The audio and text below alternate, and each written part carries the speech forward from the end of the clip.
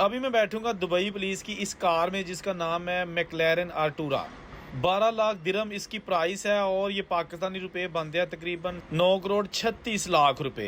British company की बनी हुई ये स्पोर्ट्स कार दुबई पुलिस के पास है और जब मैं दुबई में आया तो पुलिस वालों ने मुझे इसमें बैठने की इजाज़त दे दी।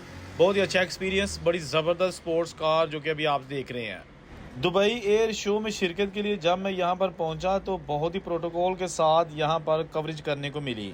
जगह जगह आला और जदीद तरीन लड़ाका तैयारे, मुसाफिर तैयारे मौजूद थे, हेलीकॉप्टर्स और कोबरा जेट भी मौजूद थे। यहाँ पर मौजूद तमाम पायलट्स और पुलिस वालों ने इंतहाई अच्छे माहौल में पूरी मालूमात फ्राहम की, जिनको देखकर बहुत अच्छा लगा। दुबई एयर शो जो कि हर 2 साल बाद होता है, पाकिस्तान की एयरफोर्स भी इसमें शिरकत करती है।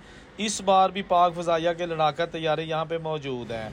दुबई एयर शो में पाकिस्तान का JF-17 थंडर तैयारा मरकज़ निगाह बना हुआ, जबकि मुत्तहिदा अरब अमारात के पायलट्स ने जंगी लड़ाका तैयारे फ़िज़ा में उड़ा के इंतहाई शानदार मुजाहरा किया, जिसको देखकर लोग दंग रह गए और खूब दाद दी।